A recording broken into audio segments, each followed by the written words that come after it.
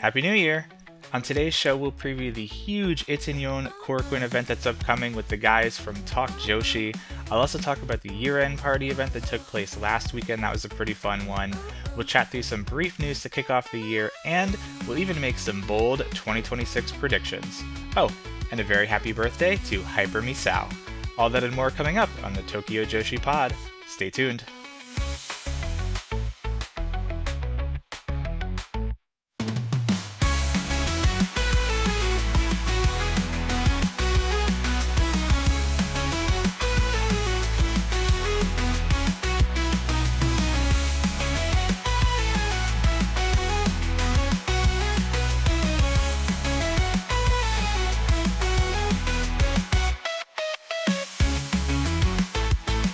Hello to all you big children out there. Konnichiwa, and welcome to the Tokyo Joshi Pod, your weekly dose of everything TJPW. I'm your host, Andy Zyke, and a happy new year. 2026 is here. I really can't believe it. I'm recording this exactly on January 1st, and it is wild to me that we are already in 2026, but I'm excited for it. I hope all of you listeners had a very enjoyable 2025. I hope you have some big plans lined up in 2026. New Year is always a fresh start, right? It's a clean slate, kind of a turning of the page, if you will. Literally, I guess if you have those old school calendars that you hang up on the wall. I haven't had one of those in so long. But it's a clean slate, and so whether you had a great 2025, a bad 2025, somewhere in the middle, this is the year, this is the time of the year where you can start that project, have a new lease on life, if you will. You can start going to the gym, you can create a podcast, you can do whatever you want. It's always a great time of year that's a very inspirational time of year, I guess you could say. So I'm really looking forward to 2026, and I have a couple of big plans lined up. We got a lot of stuff as it relates to TJPW to look forward to. We already know that in just a few short months, it's going to be here before we know it. TJPW will be back in America. And of course, we have the 1/4 show in just a few short days. So much to look forward to. This episode, though, is going to be what I have labeled a big beefy episode. This is going to be a big beefy boy to kick off the new year. So I want to keep this intro a little bit more brief than usual. Today, we're going to chat through some Max Heart news. TJPW put out their list of best bouts of 2025, or rather, it was voted on by all of the TJPW followers and supporters. We'll review the year-end Party 2-5 show, which had a pretty fun rumble on it. We're also going to make some bold New Year predictions. This was a lot of fun. I tried to go as bold as possible, so bear with me when we get to those. We have plenty of graduates to check in on, some other news to check in on, and then probably the meat of this episode, we're going to be previewing Ittenyon Corkwin. I really can't believe this is already here. I feel like we've been talking about this for months, and here we are, January 1st. It'll be January 2nd by the time this episode comes out, but this show coming up on Sunday, January 4th. Really, really excited for that. I did a preview with the fine gentlemen over at Talk Joshi, Matt Turner and Andy Heder.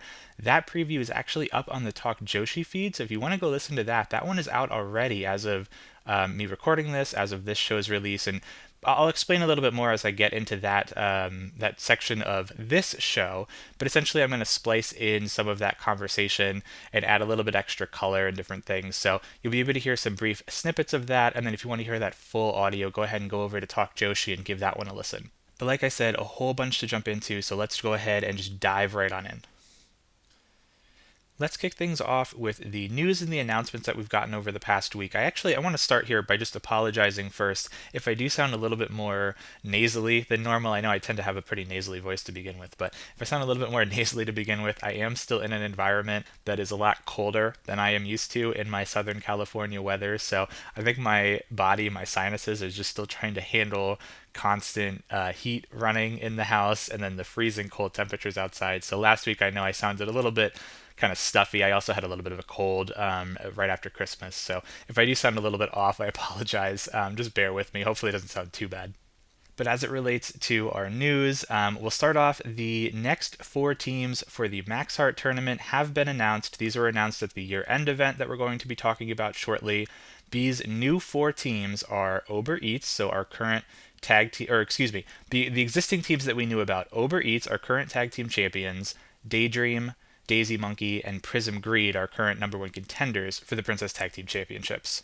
The new 4 teams that were announced are Kiraku Kiyome, so Hyper Misao and Shoko Nakajima, Bumping Gritters, so Himawari and Shino Suzuki, the current IWA Japan or the IWA Thailand Japan setup, IWA Japan setup Thailand tag champions.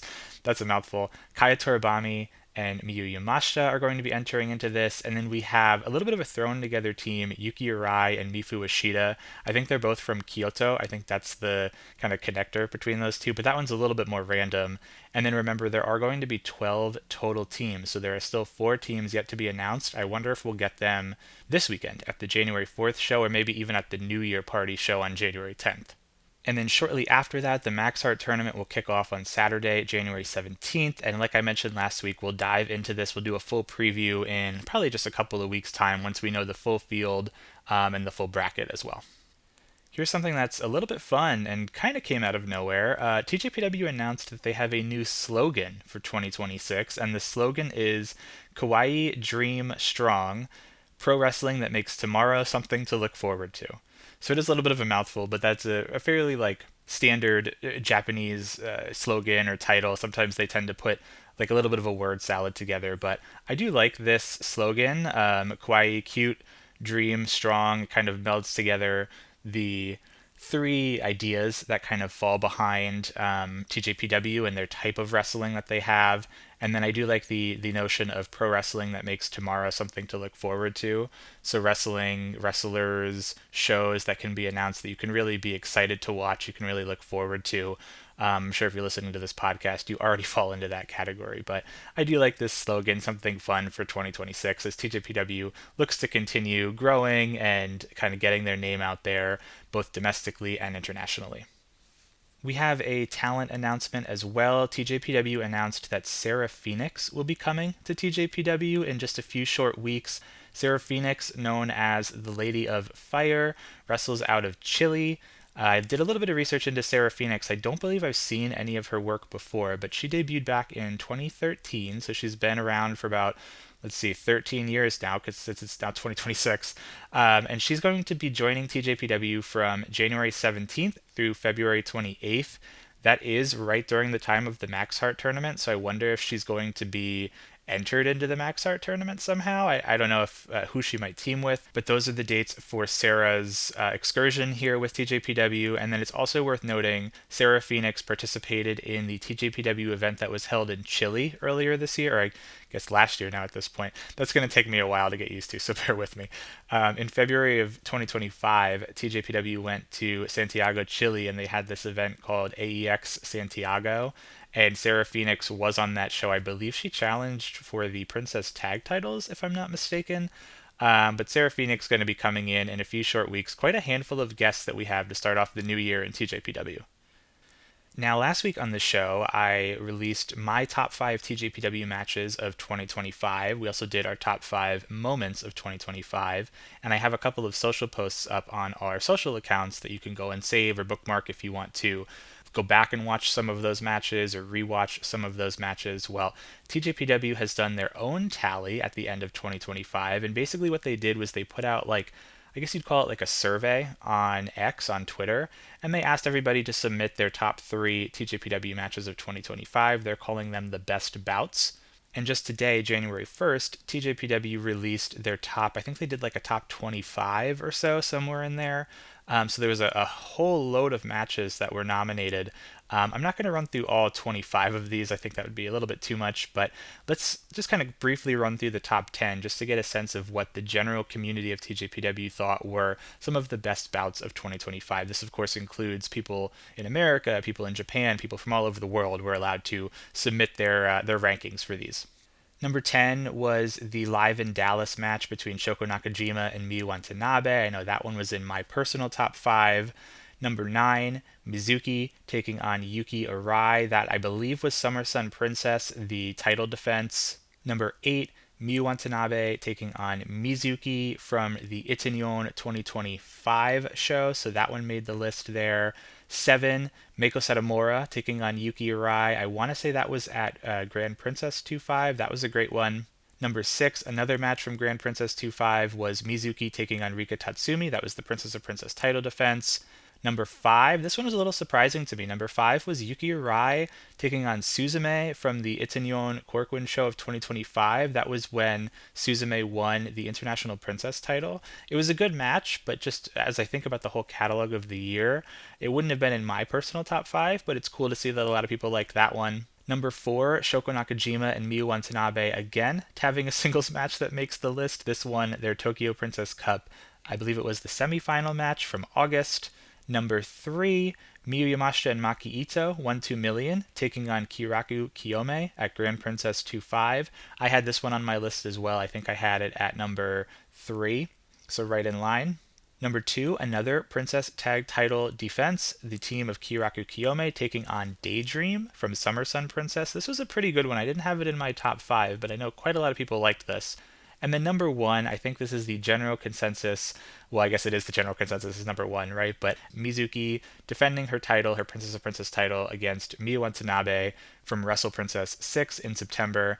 This is a cool list. The one that did not make the top 20 as I'm looking at it is the Shinkansen Pro Wrestling event. I think that one was like 25 or something. Maybe not many people voted for that.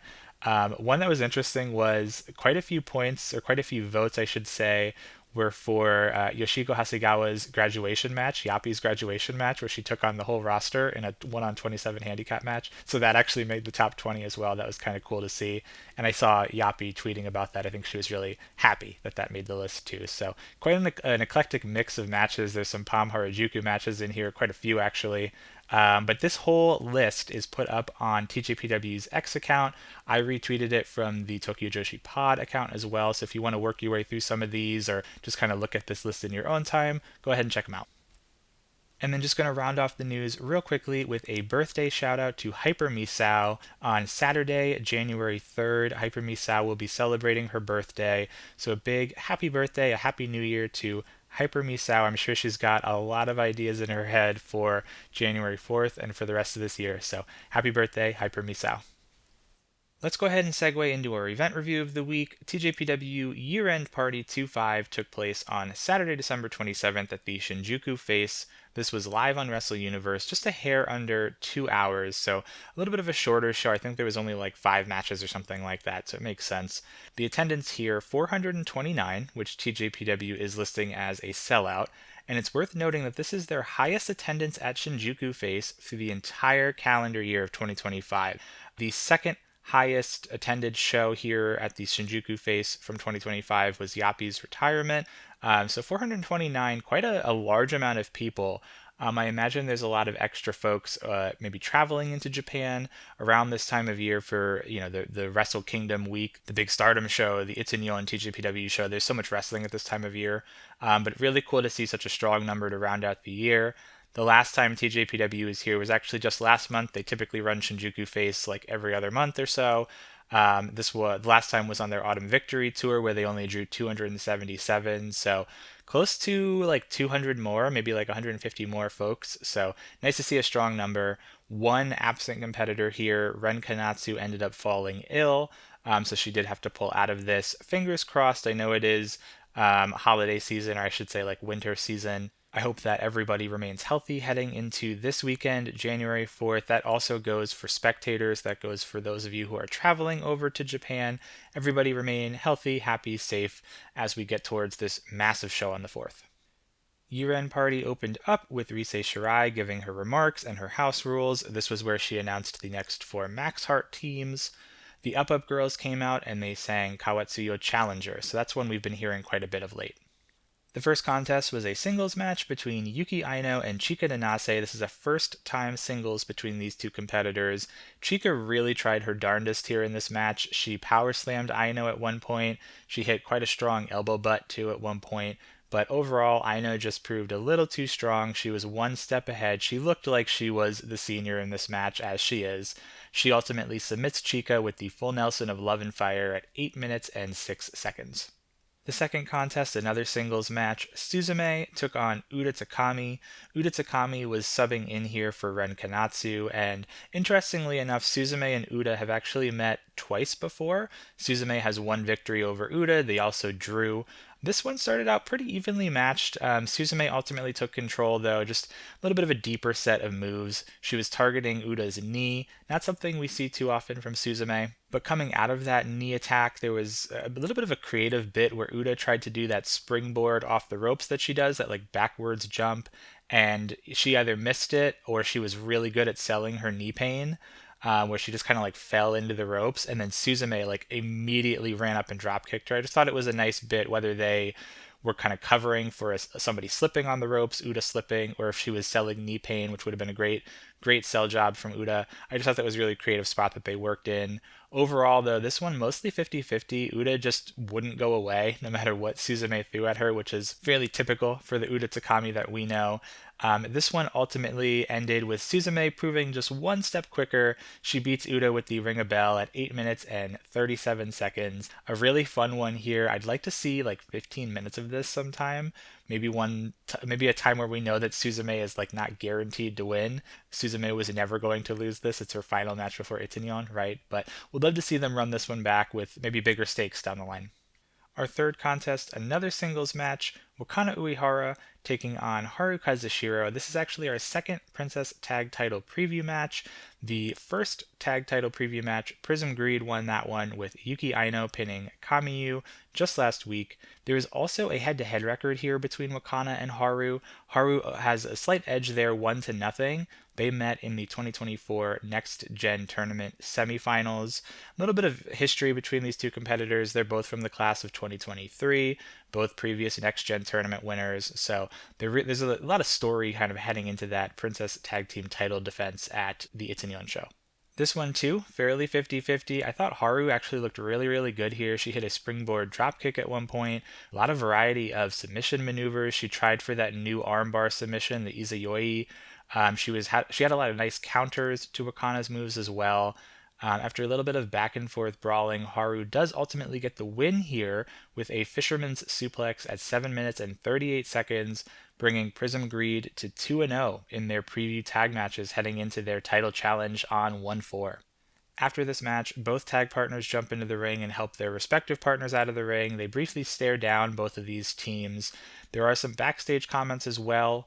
Haru references the history between Wakana and herself, and she also makes note of the 2-0 preview record, saying that she is just ready to unleash everything that she has at Ittenyon. Wakana gave some comments as well, mentions that she's lost to Haru before, but always seems to have her number at bigger events, so she's more confident heading into the big Corcoran Hall Ittenyon event. In our semi-final of the evening, we had a tag team match. Kakeru Sakaguchi made her return to TJPW once again this year, teaming up with Mihiro Kiryu, and they took on the team of Rika Tatsumi and Toga.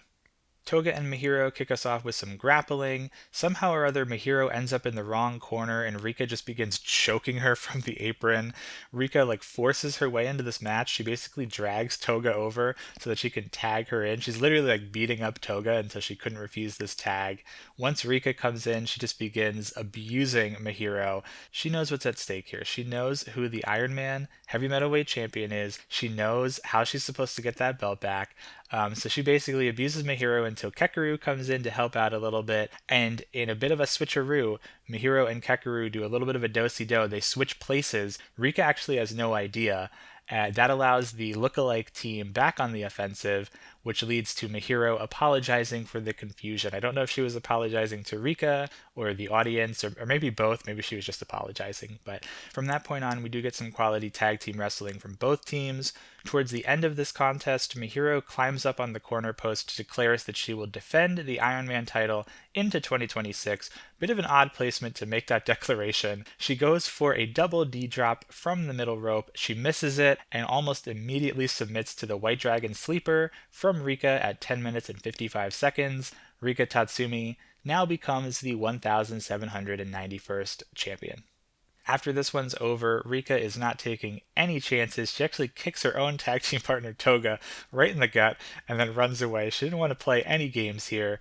But later on in the dressing room, we do see a video of Himawari enjoying a banana while staring at a wall. Yes, that is really how this video opens up. Keep a mental note of that. While Himawari is enjoying this banana, Rika busts in. She's being chased by Mihiro and Kekeru, and after a little bit of a brief argument, they decide to play a game of Old Maid, the card game Old Maid. Random game to select, but the referee that was there, not Fumarin for once, happened to have a deck of cards, so they play a game of Old Maid, and Kekeru actually wins the game of Old Maid, therefore winning the Ironman Heavy Metalweight Championship, so she becomes the 1792nd champion. But we're not done just yet. As Kekeru is leaving the dressing room celebrating, she happens to slip on a banana peel just out in the hallway. Who the heck put that there? Looking at you, Himawari. Mihiro sees this, takes advantage, pins Kekeru right there in the hallway, and becomes the 1793rd champion. That will bring us to our main event where we had a Rumble match. The full title of this match was Here's Hoping Next Year Brings Lots of Happy and Fun Things to 20 Participant Princess Rumble 2025. There actually was only 19 people that made it into this. Uda had to pull out of the Rumble to sub into the singles match against Suzume once Ren Kanatsu fell ill, so this is actually a 19 participant Princess Rumble. Our first two entrants, Himawari, the banana thrower, and Kaya Toribami, started us out. They had some really nice acrobatics between these two. Of course, we got some hair whips. Mizuki comes out next, immediately gets the upper hand on both of them. Fourth out was Ram Kaichao making her return to TJPW, immediately goes on the hunt for Raku. For some reason, she believes Mizuki when Mizuki says that she is Raku. I don't know why, they don't look anything alike, but Ram then goes on to compliment Mizuki's new costume. She thinks she's complimenting Raku's new costume. Shoko comes out next, followed by Palm. Palm immediately pins Himawari, so we have our first elimination. Palm then hits the Den Den Daiko on all four of the remaining competitors, Shoko, Ram, Mizuki, and Kaya, and then in an extremely cocky maneuver tries to pin all four of them at once, but of course that's not happening. No one's eliminated. She tries to go for a four-person Palm to Justice, but misses that, and basically everybody is down at this point, which brings out our first mystery guest, our first X, Kuishinbo Kamen. If you're unfamiliar with Kuishinbo Kamen, he basically is like this masked clown character. In the ensuing insanity, somehow Kaya gets pinned by everybody in the ring, so Kaya gets eliminated. Misao comes out 8th. Palm aligns with Kamen, of course, a 3-year-old and a clown teaming up. It makes perfect sense. That does backfire, though. Once Misao gets in the way, she sprays Palm with the cold spray. Palm accidentally kicks Kamen, and Misao is able to pin him and eliminate him from this matchup. Right away, we get our second X, our XX. It is Ryo Mizunami Aniki. She spends the full minute heading into the ring, which allows her to be followed in short order by Kira Summer. Somehow, with Aniki's help, Kira is able to eliminate both members of Kiraku Kiyome over the top rope, so 2 more eliminations there. Raku is out next, and Ram is just elated. They try to double up Aniki, but she's able to outsmart them, and she actually forces Raku to pin Ram. Ram Kaichao gets eliminated from the match. Miyu Yamashita comes in next, but she's actually surprisingly a quick out. She's thrown over the top by both Aniki and Mizuki. And then let's have a party, because here comes Kamiyu. Somehow Aniki is able to get all 5 of the women remaining in this match in position for the machine gun chops. Kamiyu is last in the row, avoids the chops by hopping over the top rope, never a good idea in a rumble. Somehow she's able to drag Aniki over the top to the apron with help from all of the other women. They all are ultimately able to get Aniki eliminated, but Kamiyu is unfortunately collateral damage. She fell to the floor with Aniki. Here's where things get even more wild, if that's even possible. Miyu Watanabe comes out next, and Raku starts handing out tangerines or oranges or nectarines. I wasn't really sure. Small orange fruit. Everybody gets one. Kira's in there, Miyu Watanabe, Palm, and Mizuki, and they're all encouraged to sit in the middle of the ring in this circle. She covers them with the duvet, Raku does, and then she decides to sing a lullaby. All of them fall asleep to the lullaby, and she actually tries to pin all 4 of these competitors, but no dice. They're all able to sit up and kick out. She Papa chops all of them, and then forcibly puts a tangerine into Watanabe's mouth, which is a little odd. Arai is number 15. She stumbles upon this like murder scene that's taking place and is offered a tangerine from Raku. Amazingly, she accepts it and gets into the bed with the other competitors. Crazy, crazy strategy there from Yuki Arai. We get another pin attempt from Raku, but that one backfires, and then she just goes berserk. She starts swinging this duvet around, taking everybody out. Arai is like, you know what? Enough of this. No more tangerines, no more duvets. She chucks it into the crowd. That brings out Arisu Endo next, followed by Max the Impaler. Welcome back, Max the Impaler. So things are about to business is picking up, as good old Jim Ross likes to say, right? Once Max makes it into the ring, they absolutely decapitate Kira Summer with a lariat. Kira gets eliminated. Max throws Palm over the top rope onto all of the women at the ringside, so therefore Palm gets eliminated. Shino comes out next. Shino Suzuki is number 18. She's absolutely terrified to get in the ring with Max, which, hey, rightfully so. But the crowd is so behind Shino. They are chanting her name. While Shino is desperately trying to overcome Max, Mifu Ishida comes out, our final entrant, number 19. She just cheers from the ringside. Smart move from Mifu. She's cheering on as Shino gets eliminated, being tossed over the top rope. Throughout all of this, Mifu's music is still playing and she's still cheering. So Max, Watanabe, and Arai are just fighting in the middle of the ring to Mifu's music. Arai gets eliminated over the top rope by Watanabe. Mifu finally makes her way in there. She's able to distract Max with her pom-poms, and that allows Watanabe to eliminate Max over the top rope. Huge elimination for Watanabe. Miyu decides to thank Mifu Ishida for her help by giving her a giant swing in the middle of the ring. We do see a whirling candy come almost out of nowhere, though, and the whirling candy from Mizuki pins Watanabe, eliminating her from the match. That leaves us with a final four of Mifu Ishida, Arisu Endo, Mizuki, who's been in there for quite a while, and Raku, who's basically been hiding ever since Max the Impaler came out. Arisu goes for a top rope dive, another terrible idea in a rumble. She's pushed out of the ring by Mizuki. Raku sneaks in, tries to get a hurricane turn pin on both Mizuki and Mifu Ishida, but she's actually pinned by a reverse double roll-up situation. Raku gets eliminated. And then a few bendy minutes later, between Mifu Ishida and Mizuki's able to pull out the victory with a cutie special. I don't have the official time written down. I forgot to put it in my notes, but this one was quite a lengthy match. A lot of fun, though. It's quite a fun rumble. You get a taste of everything that TJPW has to offer here, plus more with the likes of Max the Impaler. After this match is over, Mizuki thanks everyone for their support in 2025. She encourages everyone to stick around in 2026.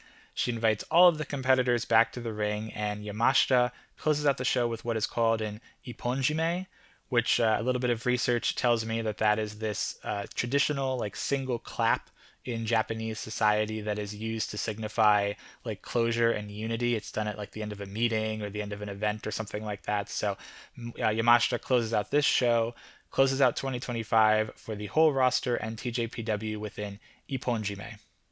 Overall, a shorter show, but certainly a fun one to end the year on. If you want wrestling, I would suggest maybe looking at the Uda and Suzume match. That's probably the closest you'll get.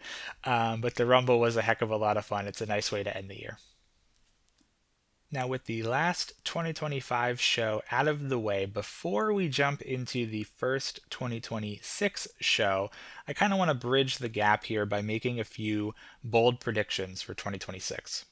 Now, I have 5 of these. Before I jump in, though, I want to give a few honorable mentions. And basically, these honorable mentions, I have 2 of them, are ideas that were floating around in my head November-ish that unfortunately, or fortunately, whichever way you look at it, TJPW actually made these announcements before the end of the year. So I thought, okay, I can't include those as my bold predictions, even though I may have already called them ahead of time, but that's neither here nor there. So the 2 honorable mentions that I wrote down are number 1, getting new trainee debuts in 2026. Of course, that was announced just a few weeks ago, where we see at this point, we're only going to see Shion make her debut, but I'm sure we'll see Anri. I'm sure we'll see Yuka in short order. So that was one honorable mention. And then I also had a thought that we might see Yuka Sakazaki at an arena show. Of course, that got announced well in advance. We're going to be seeing Yuka at Grand Princess. Of course, we'll also see her at Corcoran Hall this weekend, but Yuka announced for Grand Princess 2/6. So I've struck those two from the record. I do have 5 bold predictions here. I did try to make these bold. I didn't want to go for the low-hanging fruit, something that y'all might be sitting out there saying, "Oh, of course that's going to happen." Way to pick something exciting, right? So I did try to pick some things that are at least in the conversation of being bold. These are in no particular order, but we'll start off with my first prediction. TJPW returns to the aquarium in 2026. TJPW has been doing street wrestling about once a year now. I think just this past year, 2025, they actually did it twice. They did the bookstore event and then they did the bullet train event. These are always, always highly regarded, right? People are still talking about this aquarium event even more than, say, the bullet train, even the theme park event, it seems.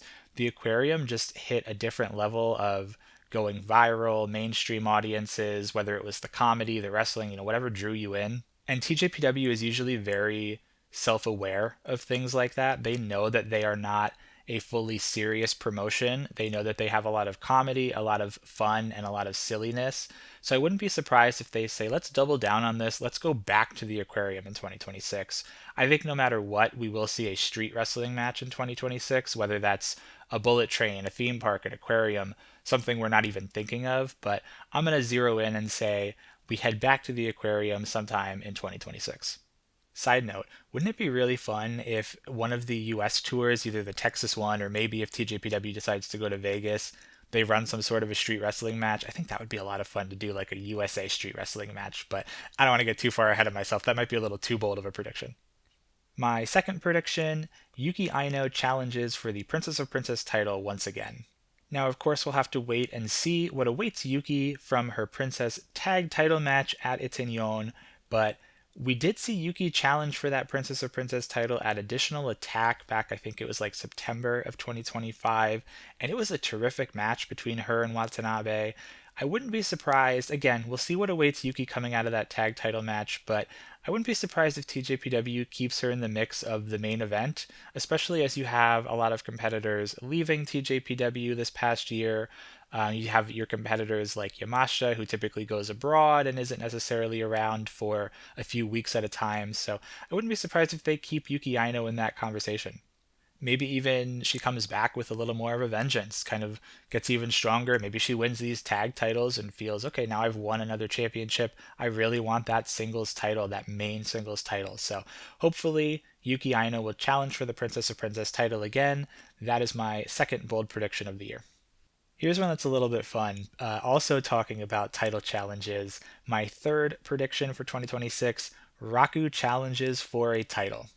I'm not going to put a title on this. This could be the International Princess title. This could be the Princess Tag titles. It will likely not be the Princess of Princess title. That might be a little too bold. Sorry, Raku. But Raku has been really steadily improving. Honestly, even just in the last 3 months. And I think they could tell a really fun story where Raku, who is primarily a comedy driven wrestler, takes a little bit of a serious turn and says, I want to show what I can do as a serious competitor, as like a justified challenger for one of these titles.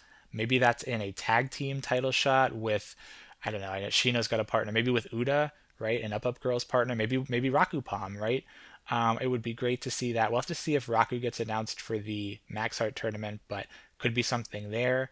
Maybe even we find a way to get Raku to challenge for the International Princess title. And this doesn't have to be at an arena show. This could be at one of the Corcoran Hall shows throughout the course of the year, right? She could face off against Arisu, and Arisu could build up her resume, or maybe Mirai if Mirai wins the title come January 4th. But I think it would be a lot of fun. Raku's been with the promotion now for a few years.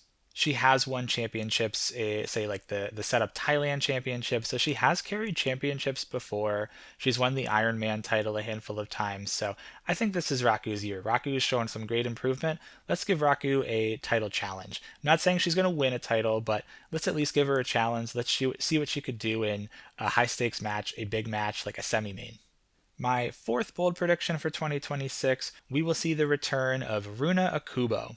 This one might be a little bit of a deeper cut, but Runa Akubo was from the highly, highly touted 2023 class. We last saw Runa on October of 2024. She's currently on indefinite hiatus for her studies. I believe she's in high school.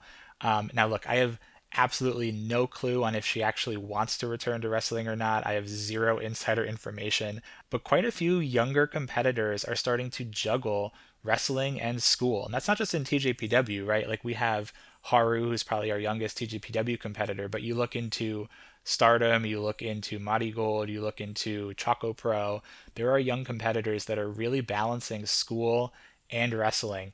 I wonder if Runa maybe has a little bit of a change in mindset. Maybe 2 years into high school now, she's able to, feels like she can handle the two better. We'll have to see. I really enjoyed Runa. She obviously was only around for a very short amount of time, like maybe a year, year and a half. So we didn't see too much of her, but she was a fun competitor, a fun character, and kind of reminded me of Chika Nanase a little bit. But it would be really cool to see her come back, maybe even just as like a one-off return, like a special return that she kind of comes in and has like one final go. Doesn't have to be a full-time thing, but I think this one's pretty bold, I have to say, but would love to see Runa Akubo return in 2026. And then my fifth and final bold prediction for the new year, maybe this one isn't too bold. Maybe this one could be a little bit expected, but I believe that TJPW will set a new attendance record in 2026. Now, perhaps this will be on their America tour, maybe at Ryogoku Kokugikan for Grand Princess, maybe even at Korakuen Hall. I noted down the top three attendance figures for TJPW, and coincidentally, one is America, one is Ryogoku, and one is Korakuen. But we know from last year's America tour, live in Dallas in 2025, TJPW drew 2,540 people. That is their all-time attendance record, at least their announced attendance record. I believe they will beat that number, maybe somewhere 26, 2,700, whether that be at Ryogoku, whether that be in the Texas tour this year, we'll have to see. Their second highest attendance of all time is at Ryogoku Kokugikan from Grand Princess to 4, where they drew 2,349. So I think as we look towards that Grand Princess to 6 event at that same Sumo Hall venue, when you couple the attendance from America, that 2,500 number, they were really close in 2024. TJPW has grown since 2024. The 2026 Grand Princess has major announcements on it already. We don't even know what the card's going to be. They sold out like the pre-sale, the fan club tickets already. So maybe at Ryogoku in March, we cross this 2,500 number again, maybe even higher. And then their third highest attendance, just because I mentioned it here, Korakuen Hall, 1,483. That was actually at the Ittenyon 2025 event. I wouldn't be surprised if they break that too. So maybe they're going to break, all three of these records for all three of these venues. But I certainly think we're going to see TJPW draw a crowd north of 2,500 once again in 2026. I would love to know what you think of these 5 predictions. Did I go too bold? Do you think I'm borderline delusional here, a little crazy? Do you agree with any of these? Do you have any bold predictions yourself? Let me know. Feel free to shoot a note on social media, shoot us an email. We'd love to know what you guys are thinking lies in store for TJPW in 2026.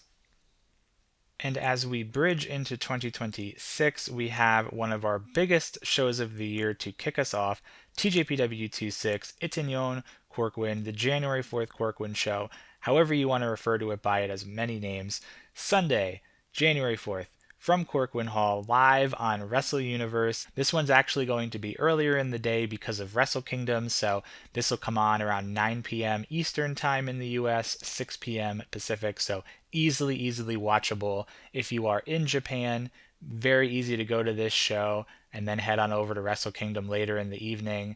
The one thing that may be tricky is to go to the meet and greet that TJPW does after this show. You're likely going to overlap if you do that, but otherwise very easy to hit this show, grab some dinner, grab some lunch, whatever, head on over to the Tokyo Dome. This one though, TJPW 26, the Ittenyon show, we're going to have English commentary, so whether you're watching at home on Wrestle Universe, whether you are in the venue and you just want a little bit more context to what's going on, Mr. Haku has been announced for English commentary once again, and he will be having Kira Summer join him as well throughout the event, so he'll have a tag team partner. Now, by the title of this episode, I did mention this in the opening. I did a full preview of this Ittenyon show with the guys over at Talk Joshi, Matt Turner and Andy Header. Feel free to check out that full episode over on the Talk Joshi feed. It just came out a couple of days ago. It was a really fun conversation, about a little more than an hour. We went through this full card. We talked a lot about TJPW, what's in store for 2026. It was a lot of fun talking Joshi, if you will, pun intended.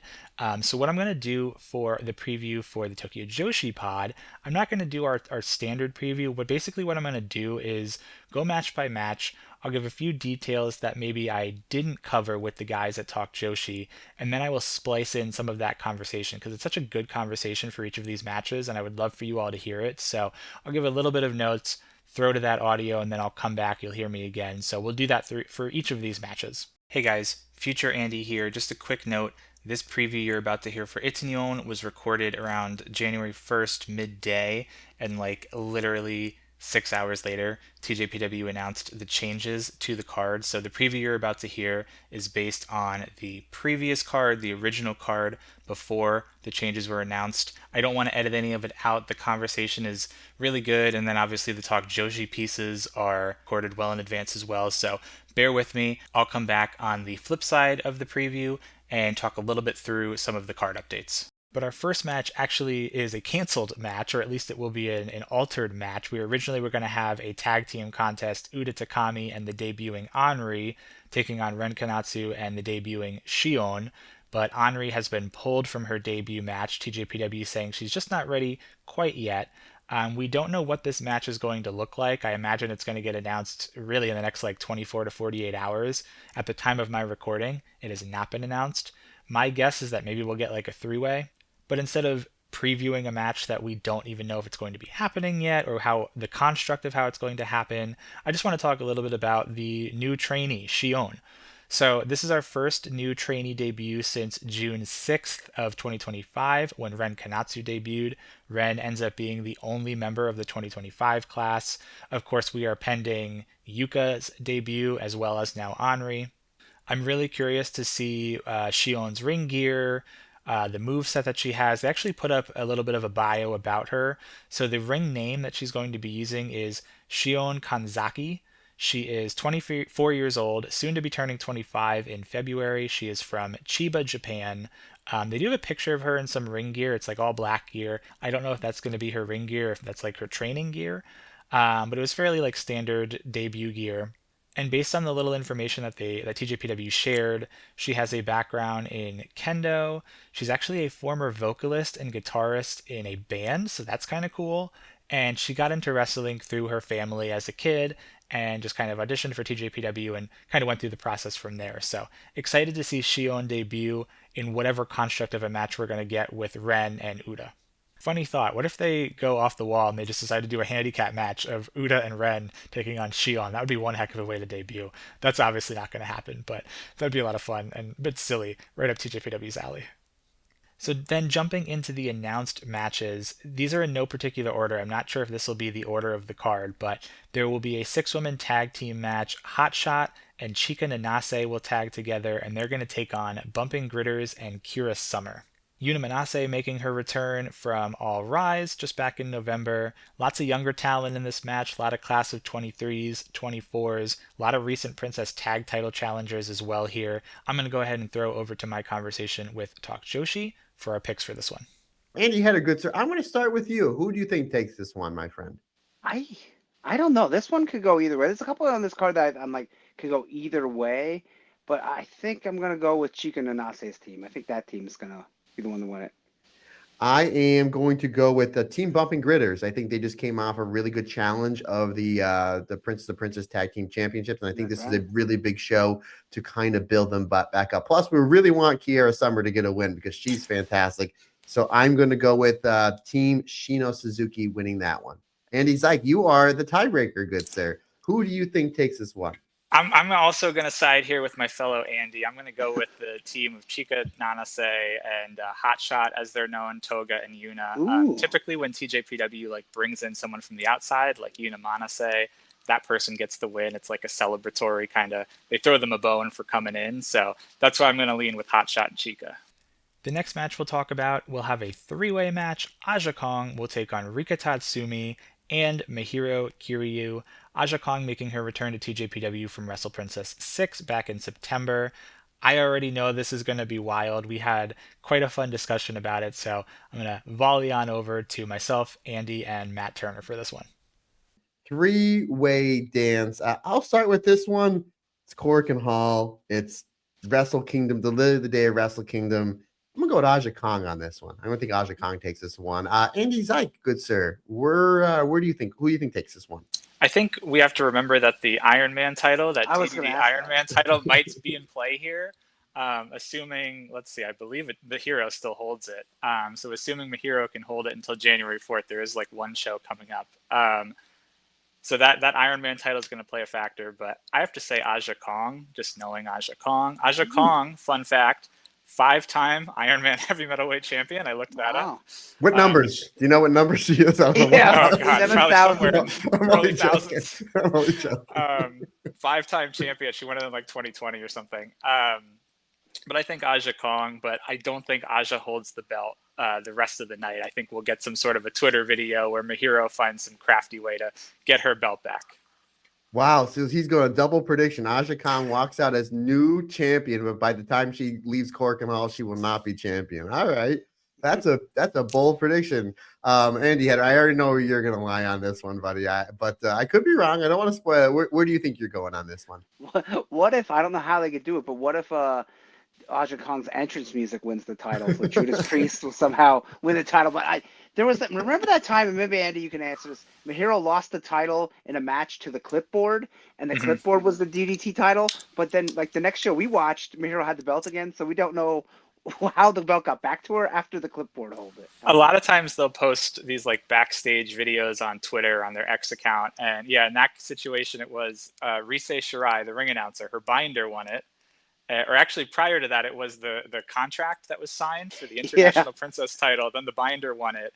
Then an electrolyte drink won it because everything was just placed on top of this thing, right? And then Mihiro came along and just chugged the electrolyte drink and then was declared the champion. Well, there you go. By consumption. So. That's the first time ever. That's awesome. I think Mihiro will keep it here, but I think they'll do the thing where she'll lose it in the match to maybe Aja and an inanimate object of some sort, and then win it back by the end of the match. I know there's just wacky rules for the Iron Man DDT open weight heavy metal championship, but yeah, I think Mihiro ultimately leaves with the title. Aja has her tin can too. I just thought about that. That's right. Yeah, that might play a factor here. The tin can wins it. Oh. Or what if? Now we're throwing a lot in here.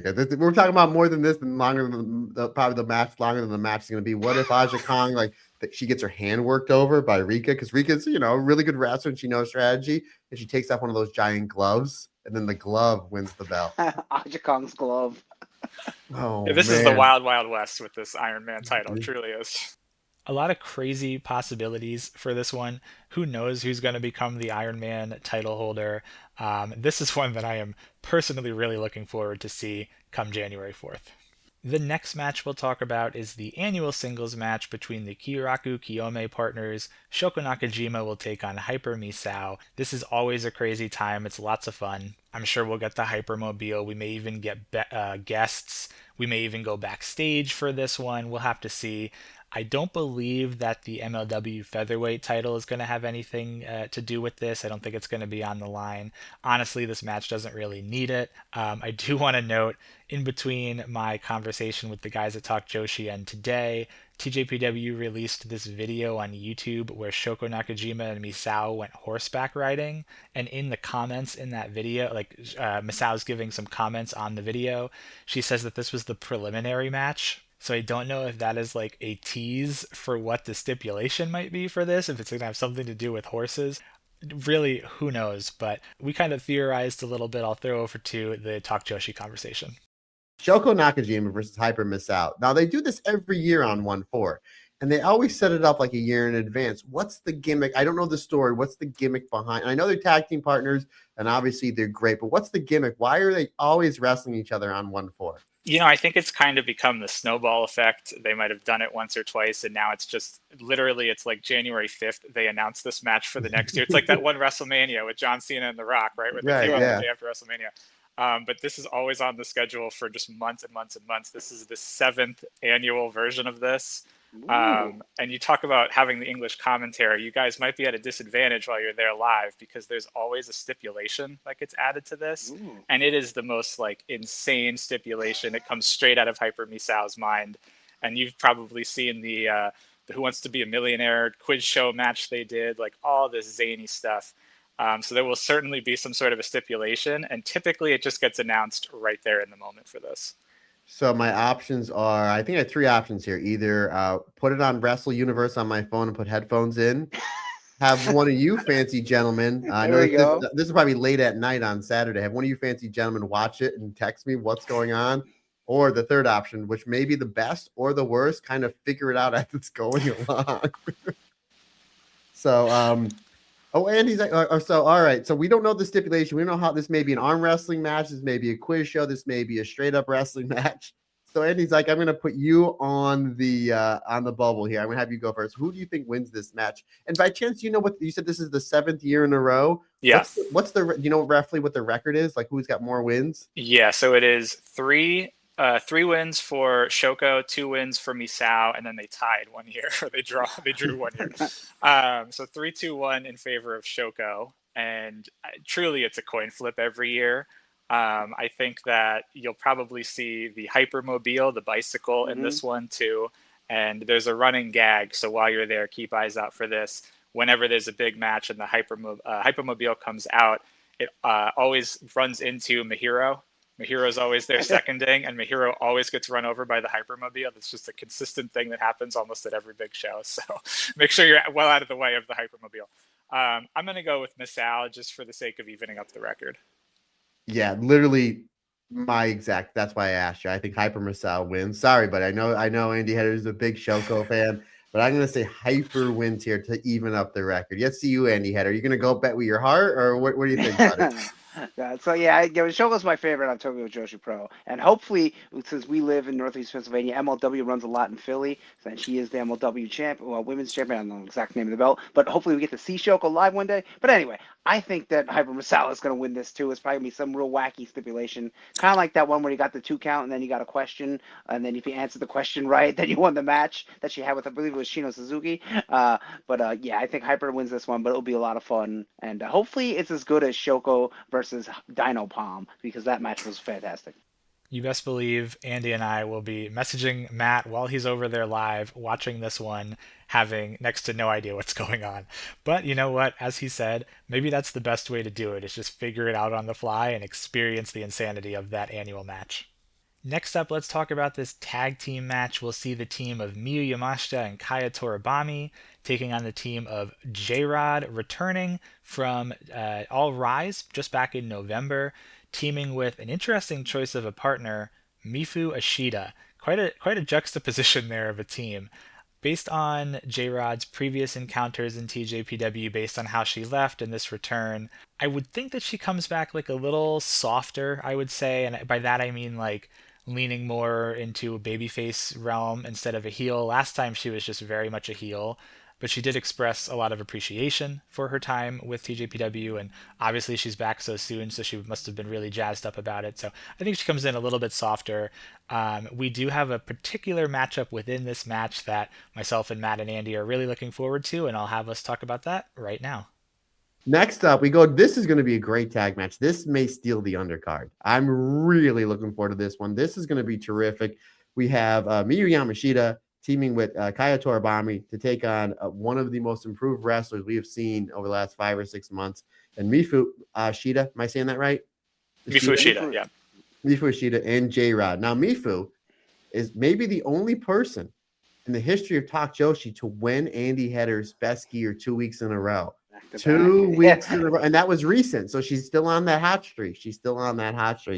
I think this is going to be great because I know Miyu and Kaya, I believe they're tag champions over in like Thailand or something like that, Andy? Yeah, they hold some sort of Thailand. It's connected to Japan as well. Some sort of it's the IWA Japan setup Thai tag title. Some combination of those words. Some really, really crazy stuff. But I think this is going to be great. Again, Mifu is one that I'm thoroughly enjoying. Kaya's another one, very improving really quick. I'm looking forward to the hard-hitting action that is J-Rod and Miyu Yamashita. I think that two are going to make a really great pairing. I think J-Rod just coming off a really great championship match against Miyu Watanabe in Cork and Hall not that long ago and getting over in this same building. I think J-Rod picks up the win here. I think she pins Kaya, but I think that the team J-Rod gets the win on this one. But this is going to be great. Andy Header, let's say you. Who do you think takes this one? I think Miyu and Kaya win this, and then Mifu takes the pin, and that way J-Rod doesn't take the pin, but still looks strong. But yeah, I that's what I'm leaning more towards Miyu and Kaya. Andy Zyke, what do you think? I'd have to agree again with my fellow Andy. I think Miyu and Kaya, just because they hold those belts, probably Mifu is in there to take the pin, but like you said, Matt, like I'm really excited to see Yamashita and J-Rod square off. That's going to be wild. And just to think how strong Miyu Watanabe is and the interaction she had with J-Rod, Miyu Yamashita is like a different level of intense, and that's going to be a lot of fun. Yeah, I always say I don't have favorite wrestlers, but like maybe I have favorite wrestlers in certain promotions. Miyu Yamashita is my favorite wrestler. And I'm sure you probably know the reason why. It's because she is as serious as a heart attack. Now, there is some times where she does some fun stuff, but like when you get to those big Miyu Yamashita matches, yikes. That return crush and that skull kick. There's literally be times I'll be sitting in my car on my lunch break watching Miyu Yamashita matches, and I'll be like in a parking lot like Target or Walmart, and I'll be like, God damn, like when she gets that skull kick, like I just don't know how she does it without legit like hurting her. Like I'm trying to see the illusion behind it. I don't think I ever want to know. It's like, I know a lot of the tricks of the trade, but I'm like, it looks like it legit like will knock you out. Not unless she has a pillow at the bottom of her foot. I don't know. I know there's a video a couple years ago. I was surfing this thing online where she does the skull kick to the a bottle of water and takes the top off. Oh wow. Yeah, like some Bruce Lee stuff. So I'm on an island on my own on that one. So I went against my favorite wrestler. So it's a win-win for me. So but regardless, yeah, I think that Mifu, I'm really looking forward to Mifu and Miyu Yamashita because I think there's going to be some great stuff there. But yeah, the J-Rod and Miyu Yamashita stuff is going to be really next level. Next up, a match that I think I am personally looking forward to. I know that the Talk Joshi guys are looking forward to. I think everybody's looking forward to this one. A 6-woman tag. The Magical Sugar Rabbits will reunite, and they will team with Yuki Arai to take on a team that I have dubbed Raku Palm Paler, Raku Palm Harajuku, and Max the Impaler. Yuka is making her return to TJPW. The last time we saw her was at the Dallas show in July, and the last time we saw her wrestle for TJ in Japan was back at Ittenyon 2-5 in January. Max making their return to TJPW. The last time we've seen them was in Vegas in April. The last time we've seen them wrestle for TJ in Japan, back at Grand Princess 2-5 in March. That being said, Max was on that year-end party show that we just talked about this past weekend, but prior to that, we haven't seen them since Vegas, since Grand Princess 2-5. Also interesting of note, I believe that the year-end party match was Max's first time wrestling since August. I don't think they've had a match since August, but I know that they also have been promoting some sort of a movie that they're going to be in. There's been a lot of promotion for this movie that Max is going to be a part of on their social media accounts, so that's kind of interesting. We'll have to keep an eye on that. But I will say Max is always at their best. It seems to be in TJPW, not to take away from any of their work in really anywhere else they work, the Indies, NWA, what have you, but Max always seems to be at their best with these smaller women that they can just toss around the ring. I'm always thinking of the match, the tag team match where Max just obliterated Uda Takami, right? So I'm sure we'll see some of that in this match. And of course, we see the reunion of Palm Paler. Palm Paler made it to the Max Heart Tournament Finals in 2025 when they lost out to Kyoraku Kiyome. We'll talk all about that. This one goes off the rails a little bit, but it's a fun conversation between me and Andy and Matt. We have the return of Yuka Sakazaki. Not only that, the return of maybe the greatest name tag team in the history of this great sport of professional wrestling, the Magical Sugar Rabbits. So you have Mizuki teaming with Yuka Sakazaki, teaming with Yuki Arai. Talk about an OP team to take on Max the Impaler, Raku, and Palm. Now, a little confused here. This seems really one-sided to me. And I know there's some symmetry with Max teaming with Palm and Palm teaming with Raku, but I'm sitting here looking at it. No disrespect to Max, Palm, or Raku, but if you're asking me, Matt Turner, list these 6 wrestlers in order. Who are the best? easily 1, 2, and 3, not even close. In any way you want to slice it is Yuka, Mizuki, and Yuki Arai. What for match quality wise? Wouldn't you? And I get we have a reunion of the Magical Sugar Rapids. I'm so excited. Wouldn't you put Yuki Arai on the other side and maybe bring Palm over? And again, I know there's some symmetry with those ladies teaming, and he's like, please enlighten us and our listeners why that trio is the way that it is. Of course, I got a lot of notes for you guys on this one because this is a doozy of a match. Even when this came out, I was like, oh my god, this might be like a show stealer, but maybe not for like quality wrestling. I hate to say that out loud, but like this will be one of those that you just can't look away from. So Raku and Palm team together pretty often. Very difficult team name. You might want to get some pens out to write this one down to remember it. It's Raku Palm. Oh, I can do that. And then, funny enough, whenever Max the Impaler comes into TJPW, which they come in usually once or twice a year, they're wrestling. They team pretty often with Palm Harajuku, and they have like this insane dynamic because obviously Max is this like monster of a competitor, and Palm is our lovable 3-year-old. They're known as Palm Paler, and they actually made it to the finals of the Max Heart last year. So they're a pretty strong team, I guess, no pun intended, with Max. So when I'm kind of throwing it all together as Raku Palm Paler, that's my own little kind of amalgamation of the names. But you're right. I mean, the other side has Arai, who is a big competitor, Yuka Sakazaki, who's one of the pillars, who's been around, not recently with AEW, but has been around since the beginning. And then Mizuki's obviously great too. Another bit of fun fact, the Sugar Rabbits haven't teamed together since Grand Princess 2024. So March 2024, we're finally getting this reunion like almost a year later, or almost 2 years later, which is pretty cool to see. Wow, how about that? Now, I remember one of the very first shows myself and Andy had a review for Talk Joshi was one of the Vegas shows. And I think it was Max teaming with Raku. And Raku was asleep, and Max had to drag her to the ring. So that might be another reason. The one thing we've had noticed, and obviously, Andy, you noticed it as well, is Raku does the sleeping gimmick, and it's funny. But we've noticed that lately she's really been turning on the wrestling. And we're like, I get a Tokyo Joshi Pro, you have your serious wrestlers, but you have to have something different to stand out. Your comedy, like your Fuking and Death, your Cole Cabana at certain times in Ring of Honor, your Megaton for over at Marigold. But like we've noticed, like when Raku, like when she's tapped on the shoulder to wrestle, she's really, really good. Is that something that you've noticed as well?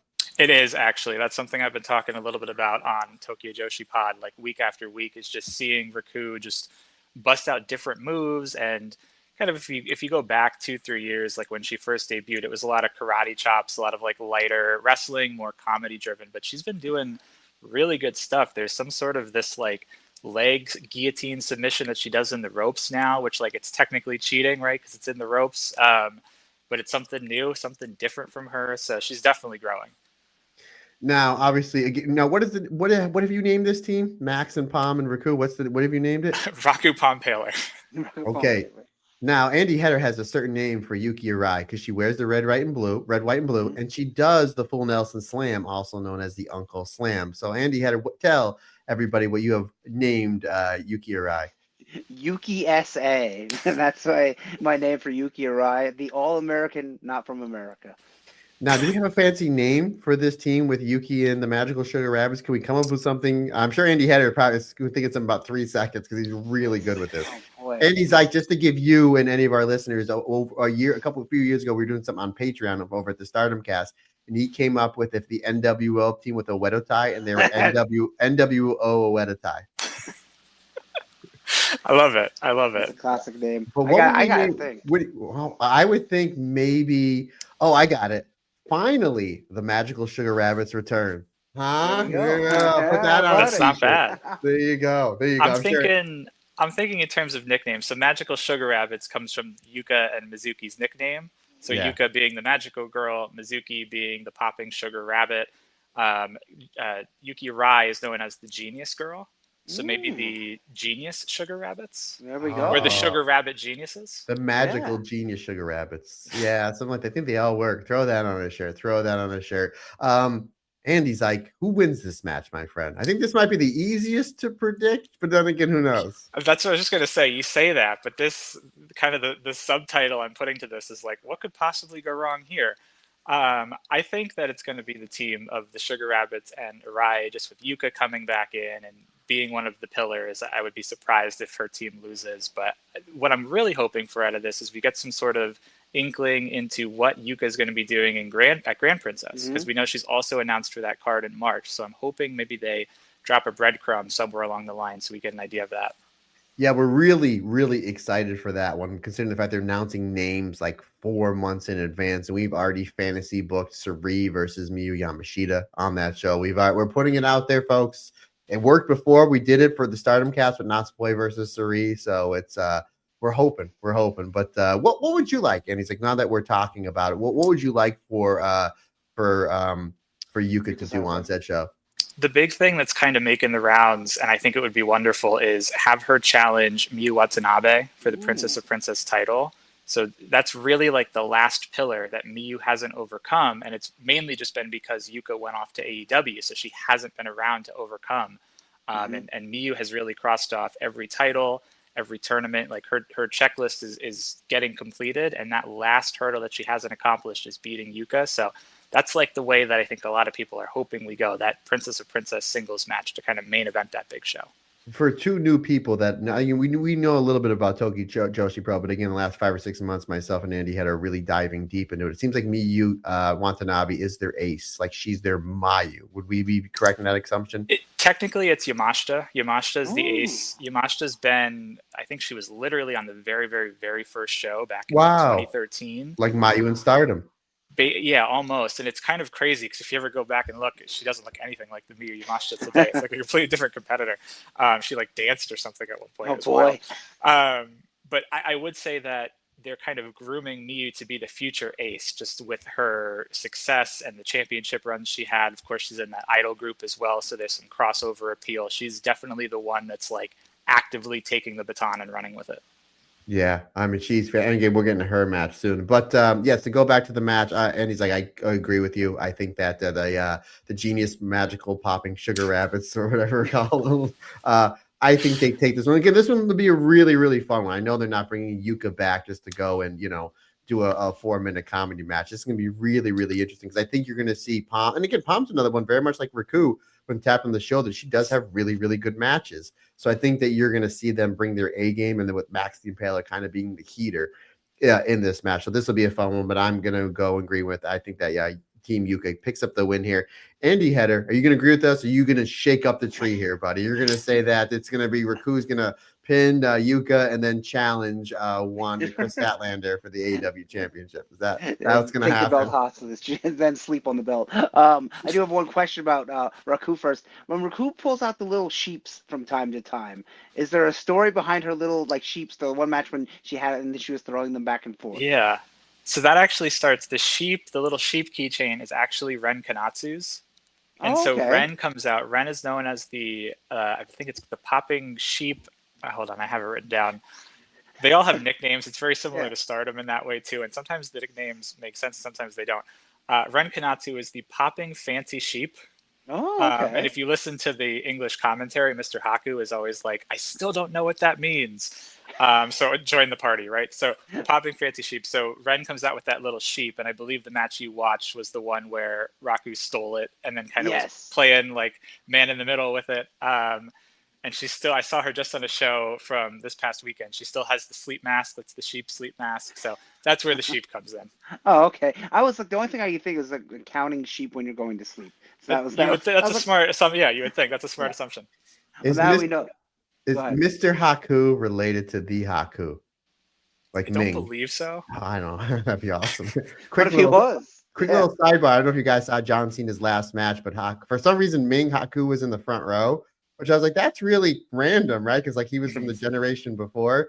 And then there was a whole bunch of jokes going around online. If you remember when like Sean refused a job to put over Austin, like Taker was at the Gorilla. That's why Haku was there, in case Cena wouldn't put over Walter. That Haku was I mean, if Haku's going to sit there, who's going to tell him to move? So anyway, getting back to this match, I think that it'll be the team of let's give him a name. Mizuki Yuka Yuki. There we go. That would be their new name. Ladies and I gentlemen. think yes. So Mizuki Yuka Sakazaki and Yuki Arai. I think they're gonna win here. But I think it's gonna be very entertaining, and it's gonna be a lot of good spots with Max saving both Palm and Raku. See, I told you we talked about all sorts of stuff, but a match most fitting of going off the rails is that six-woman tag because I do believe that that match is going to go off the rails really quickly. Truly, what could possibly go wrong in that one? Rounding out the card, we have 3 title matches, huge title matches. We'll start with the International Princess title defense, Arisu Endo making her V3 defense against Mirai. V3 defense for Arisu, she's defended against Big Al, Alice Crowley, and Uda Takami. She's held the title for 103 days as of the time of this recording. This is actually Mirai's second shot at this International Princess title. She last made a challenge in February of 2021 when Kamiyu was the champion. Mirai, of course, announced as the challenger for this event at the press conference in early December.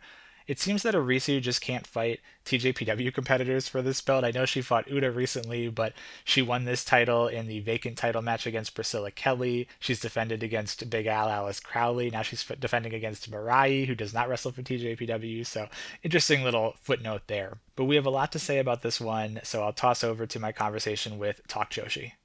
Get right into our first championship match of the night. Maybe the match that may steal the entire week of Wrestle Kingdom week, as I'm pretty much dubbing it. Arisa Endo is another one that is unbelievable. Great tag wrestler, part with Daisy Monkey, her and Suzumi, and I have questions about them to get into a minute. Taking on and returning Mirai. Mirai has not wrestled in Tokyo Joshi Pro since 2021, but I have that correct? So I know she debuted in Stardom early 2022. Okay. So obviously Mirai has a lot of buzz on her. She has a busy week because she's wrestling Chan Yoda. She's wrestling Sari on New Year's Day. So a lot of big matches for Mirai coming up and really doing a great job as a freelancer. Arisa Endo is just next level. She's fantastic. This might be the hardest match for me to predict as far as these big matches this entire week. But I think with Arisa Endo being just a constant member and one of the backbones and maybe one of the new pillars of Tokyo Joshi Pro, this is a big, big show. A lot of eyes are on it. I think Arisa Endo takes this championship. Andy Header, I'm going to lobby to you. Who do you think wins this one? I think this match is going to be great. This might be the best match of the show. I mean, there might be some other ones that are on top. I think my favorite was Shoko and Hyper Masao, but I don't see Arisu dropping the belt here at all. I mean, she's going to be great, and because like you said, Arisu's here all the time. Mariah's coming in. Maybe she'll do a couple more dates, but yeah, I think Arisu keeps it.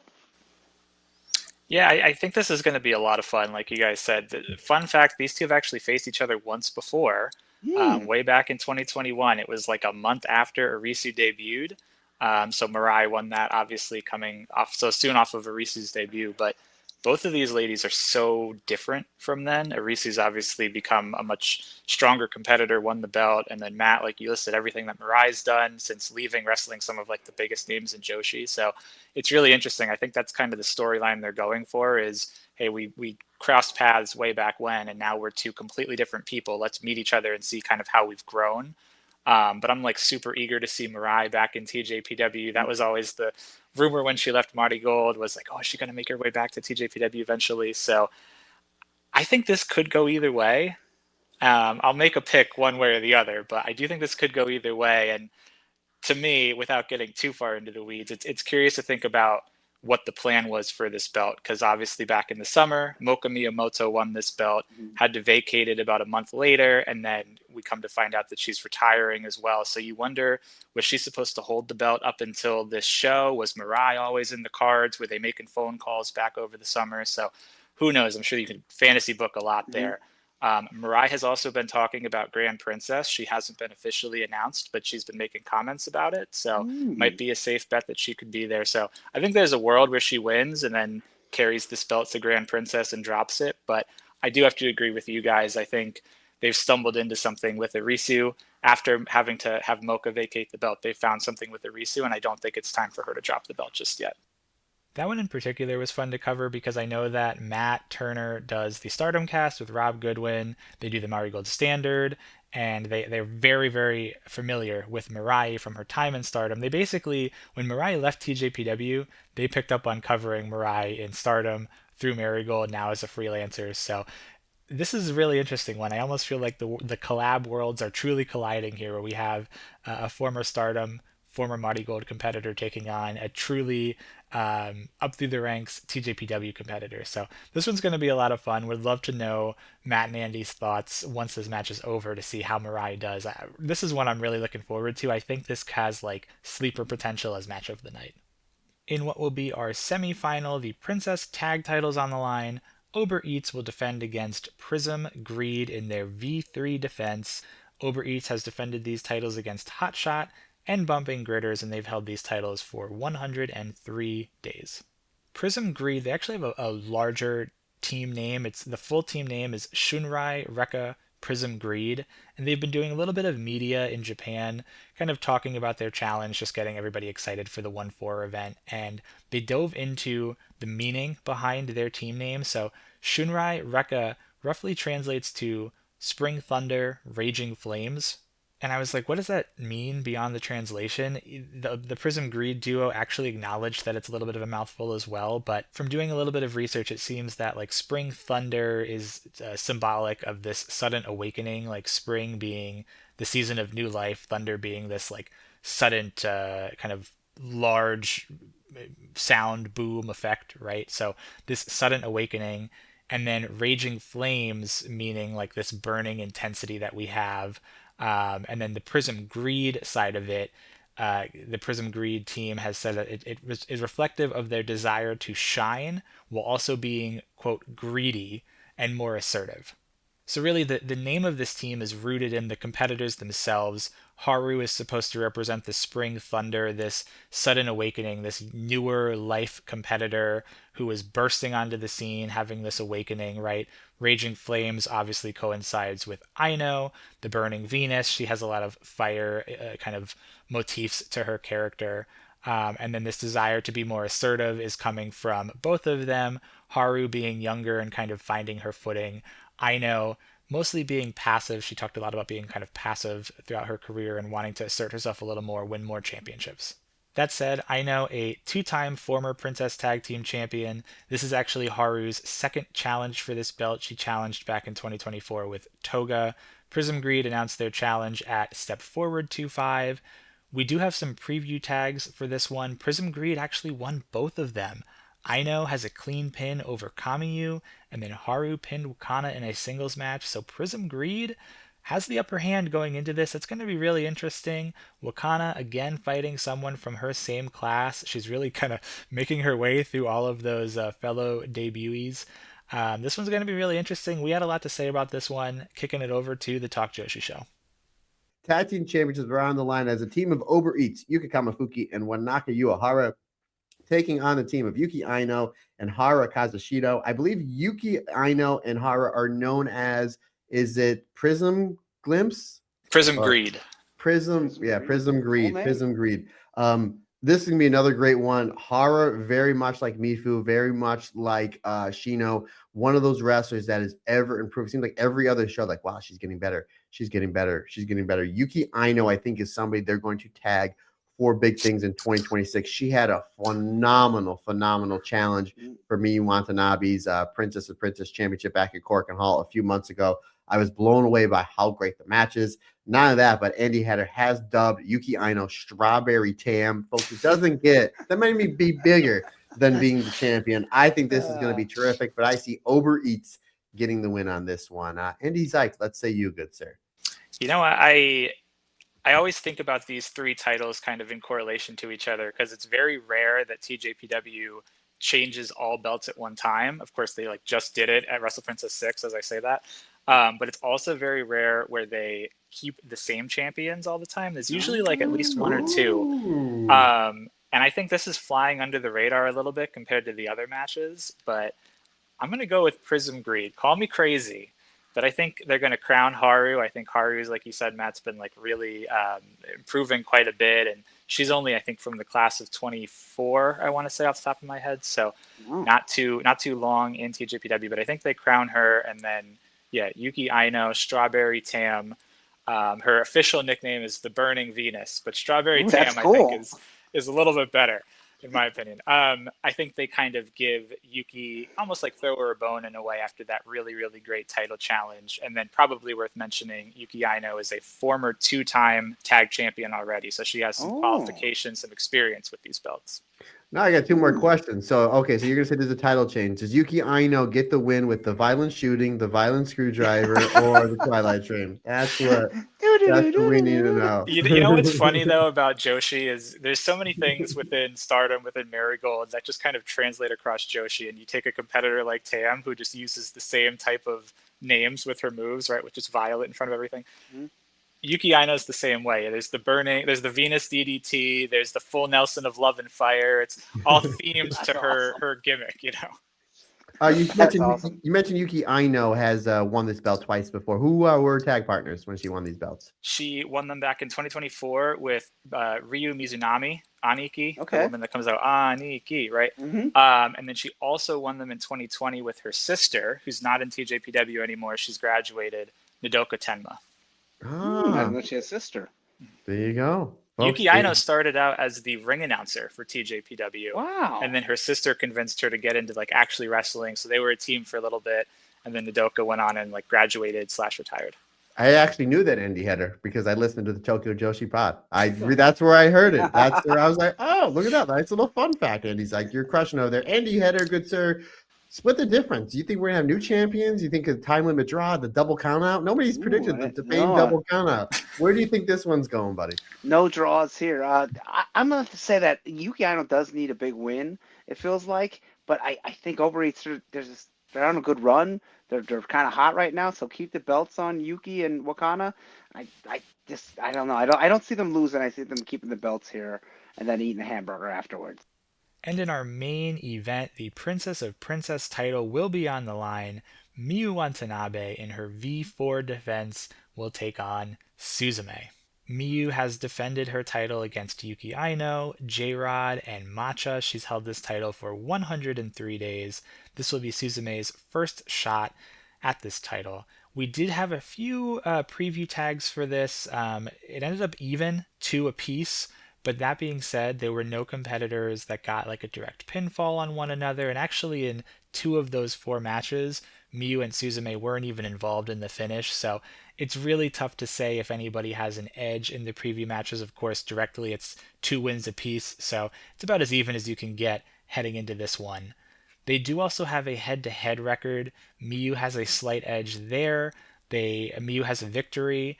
And then they also drew at one point, so 1-0-1 in favor of Miyu. The last time they met in a singles match was 2022, so it's been quite a while. Suzume has issued her challenge after All Rise, and I believe that she is more than ready for this spotlight. Suzume had a great International Princess title run in early 25. She is so unique and dynamic. She has such a crisp move set. She's really high-flying, really athletic. She's got a lot of charisma. She's very over with the crowd. But that said, I don't know if they crown her here. I do think this is going to be one heck of a match, but before I say any more, let me go ahead and toss over to the conversation with myself, Andy, and Matt. We break this one down. This is going to be great. This is going to be a lot of eyes on Suzume. Has Suzume ever challenged for the big belt before? No, this is the first time. So you know that she's going to absolutely bring her egg. This is the biggest. I mean, I guess it's easy to say. It's probably the biggest match of her career because you're wrestling in Cork Hall right before the biggest Tokyo Dome show in almost 30 years. So again, a lot of eyes are going to be on the show. You're in the main event with basically kind of the new ace, as we kind of talked about. One, Miyu Watanabe. Miyu Watanabe is putting on great matches. Suzume as well. I think this one is going to be absolutely fantastic. But there's an old Booker's philosophy. If your champion is a hot hand, you do not change while business is good. Business is doing really well for Tokyo Joshi Pro. I think they're going to have a really great 2026. I think it's a great way to ring in the new year. Pun, someone intended with the ring a bell. You thought where I was going there, Andy Header? I'm going to say Miyu Watanabe retains this championship. Andy Header, let's say you, good sir. What do you think? What do you think? Suzume winning the title with the ring a bell, I would like that, but I agree with you. I think Miyu's on quite the run here. just like I said, Uber Eats were, and I don't see her dropping the title anytime soon. Maybe, but I think this one's maybe the easiest to predict. I would say 75-25, Miyu keeps the belt here. And he's like, good sir. The second to last prediction of the day, because obviously we have the biggest one coming up in a little bit. The big main event. What do you think? Are you in agreement with us that we think we're going to see a next level Suzumi on this show? Oh, for sure. I think I'm in agreement with you guys all around. I think this match is going to absolutely rip. I think we're going to see Suzume come into the next level here and show her best. The preview tags for this have been off the chain, and you only get a taste of things in those preview tags. So I think this is going to be a terrific match on both sides, kind of power versus speed, right? That's always seems to be the thing with Watanabe's defenses. But I agree. I think you have the hot hand with her. She's got the charisma. She's the main leader of the Up girls. They open up every show, right? I think this is the future ace, as I said earlier. So you keep the keys to the castle. That's my own pun, because Miyu likes to call herself the princess. So Miyu will keep the keys to the castle, keep the princess title. I am really looking forward to this show. I think it's a great card that they've put together. Even the undercard has a lot of fun matches involved with it. Really curious to see what the Kiyuraku Kiyome singles match is going to turn out to be with the stipulation. So jealous of Matt Turner and Rob Goodwin for being able to take this one in live. Would love to hear their live report on the Talk Joshi feed once they get back into the US, I should say, or the UK in Rob's case. But this one's going to be a heck of a match. I'm very, very excited. I cannot wait for this. Heck of a show, I should say. Cannot wait for this. I do really hope we get some groundwork for Grand Princess and some fun experiences overall. This is always a newsworthy show. Titles typically change hands at this show, but not always. So super pumped for this one. I'm going to be watching it live. I'm going to be on X doing some tweets in the moment. So if you do want to interact, feel free to shoot me a message and let's watch this one together. Let's bring in the new year as only TJPW can with Ittenyon 2-6.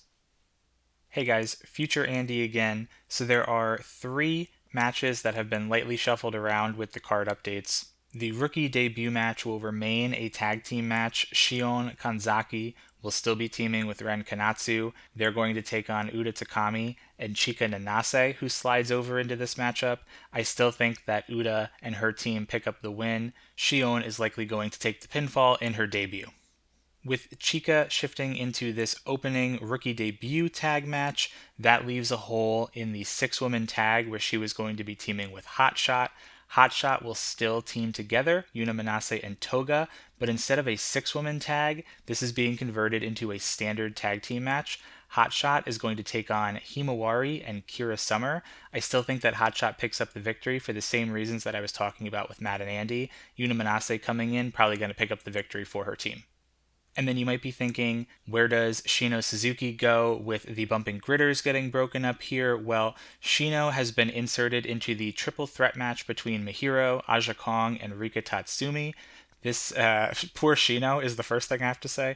This has also been officially announced as an Ironman Heavy Metalweight Championship 4-way match. So the belt is on the line.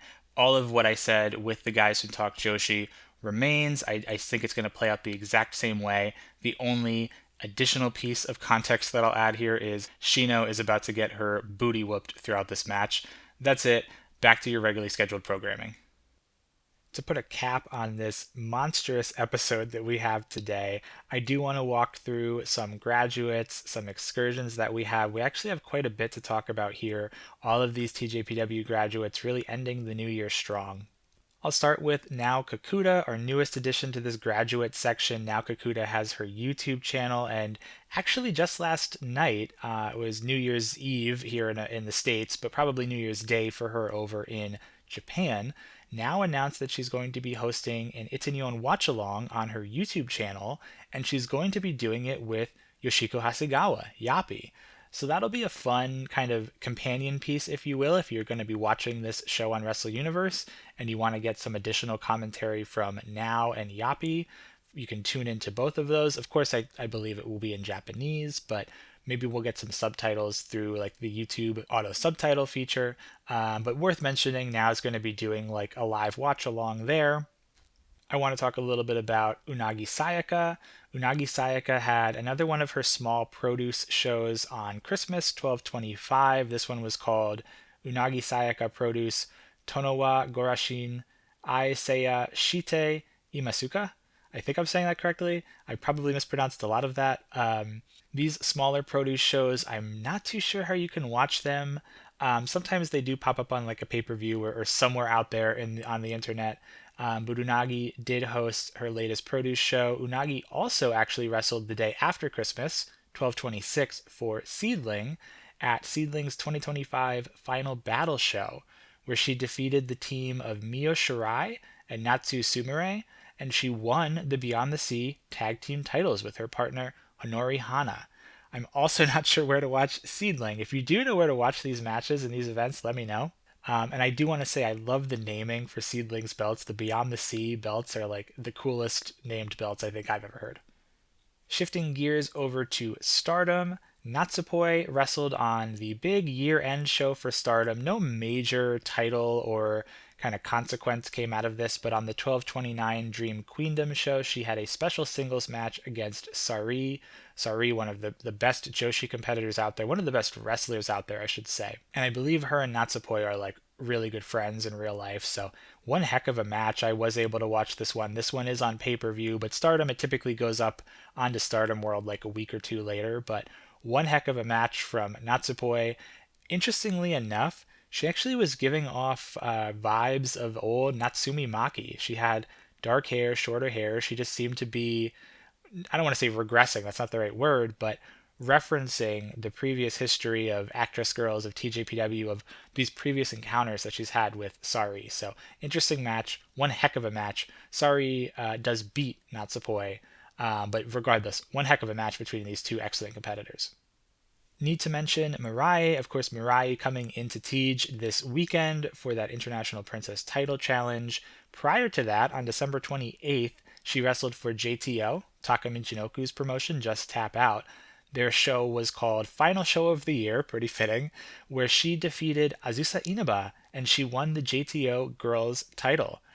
Also not sure where to watch JTO. I know sometimes they put up matches on YouTube. If you do know, let me know, because I would like to see this match. I'm a fan of both of these competitors, but Mirai will have some extra gold. I don't know if she'll carry it with her into the Ittenyon show, but she'll have some extra gold around her waist heading into that International Princess title challenge. And then the final graduate I would like to take a look at, and this will be the final time we look at this graduate, Yu. There's actually two things I want to talk about with you. The first, the December 26th Sendai Girls show. Yu and Chihiro Hashimoto finally lost their Sendai Girls tag titles to the team Bob Bob Momo Banana, one of the best named teams in all of wrestling, Mio Momono and Yurika Oka. All the Sendai Girls shows are up on Wrestle Universe. This was one heck of a match. It was quite good. Of course, it was inevitable that Yu and Chihiro were going to lose these tag titles with Yu's impending retirement. So one heck of a way to drop those belts one final time, this rivalry of Team 200 kg taking on Bob Bob Momo Banana. And with that retirement upcoming, Yu actually held a produce show on December 28th that was titled Yu Retirement Show, Thanks for the Meal. This was a special pay-per-view that you can go and purchase. You can support Yu. Thanks for the Meal is a reference to Yu's nickname and persona. She's known as the Hungry Bear. So the theming was on point here. This was a really fun show. This only had 3 matches on it. One of them was a Rumble, a Battle Royale, but a really fun show for 3 matches. Fun fact, Kamiyu is actually in the Battle Royal, so if you do want to check out a TJPW competitor wrestling on this show, Kamiyu's in there. There's a whole host of people, it's a laundry list of Joshi names that are in that Royal Rumble. Of course, Yu wrestles her final match against a more than fitting opponent. It probably was going to go no other way. Chihiro Hashimoto. Excellent match, really emotional match. Of course, there's the retirement ceremony after that, which is a very emotional retirement ceremony, a very lengthy retirement ceremony. I've really enjoyed watching Yu wrestle. I was fortunate enough to see her wrestle in the States once through the Sukebon promotion, so it was her Crush Yu persona, but there's so much overlap between Yu and Crush Yu and the moveset and kind of how they wrestle, so I count it as seeing Yu live, so that was great.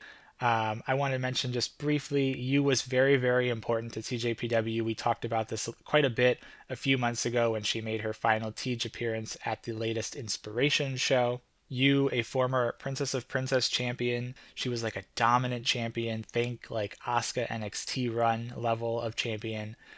She also won the Tokyo Princess Cup twice, one of the few competitors to win the TPC twice in their career, and she did it in such a short order too. She was only in TJ for, I want to say, maybe 4 or 5 years off the top of my head.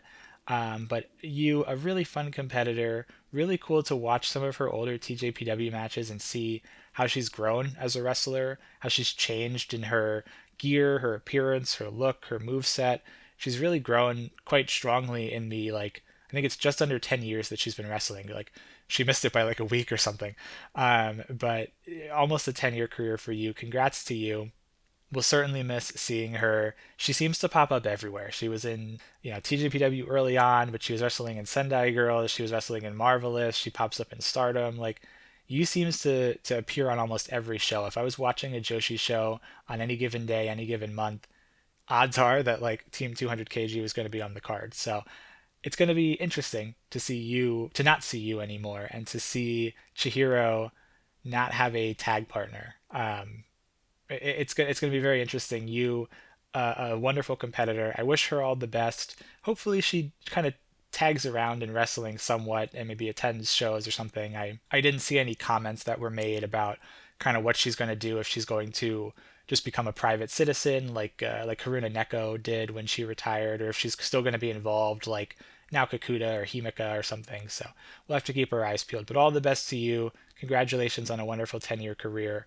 And hopefully your retirement is everything you want it to be, and you can eat a lot of different, hungry bears. What do hungry bears eat? Honey, onigiri.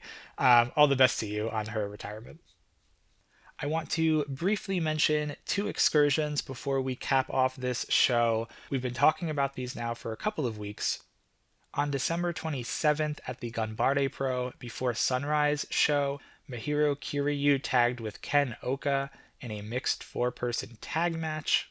This event did take place later in the day after the year-end party, so not only did Mahiro wrestle twice this day, but then we also had those backstage skits where she lost the Iron Man Championship, won it back. She carried the Iron Man Championship into this Ganbare Pro show. Her and Ken Oka were able to win this mixed 4-way tag match. So Mahiro, as far as I know, I haven't had a chance to watch this yet because it goes up on Wrestle Universe on Friday the 2nd. All of the Ganbare Pro shows are on Wrestle Universe, but as far as I understand it, she emerged unscathed with the title belt, so Mahiro should be carrying that belt into this weekend's Ittenyon show. And then on December 29th, just this past Monday, Actress Girls held their Corcoran Hall show. I think it's just called like Big Event in Corcoran or Actress Girls in Corcoran, something like that. Himawari was wrestling in a tag team match. She did lose her tag team match. I have to admit I am not too familiar with Actress Girls as a whole, so I don't know who she was teaming with. I don't know if they are, newer competitors, veteran competitors. I'm not really sure the hierarchy. I'm well behind on getting versed on Actress Girls, but from what I've been told, they do have their own streaming service, and you can watch all of their shows on their streaming service. However, this one not yet posted, so probably in the next few days, Himawari's return to Actress Girls will make its appearance somewhere on that streaming service. Wow, that will bring us to the end of this beefy boy episode of the Tokyo Joshi Pod. What a way to kick off the new year. I'm only 1 day in and I already need my cold spray and my ice packs. Next week, we'll review the Ittenyon show. I'm sure we will have plenty to chat about coming out of that one. We'll also preview New Year Party 2026, where we're going to find out the Princess of Princess Challenger for Ryogoku, so even more news. I hope you enjoyed the show today. If you did, you can subscribe wherever you get your podcasts so you don't miss any future episodes. You can follow us at Tokyo Joshi Pod on Instagram, TikTok, and X. If you want to email the show, tokyojoshipod@gmail.com. But above all else, remember to keep your hearts burning, stay magical, my friends, and we'll see you next week on the Tokyo Joshi Pod. Happy New Year!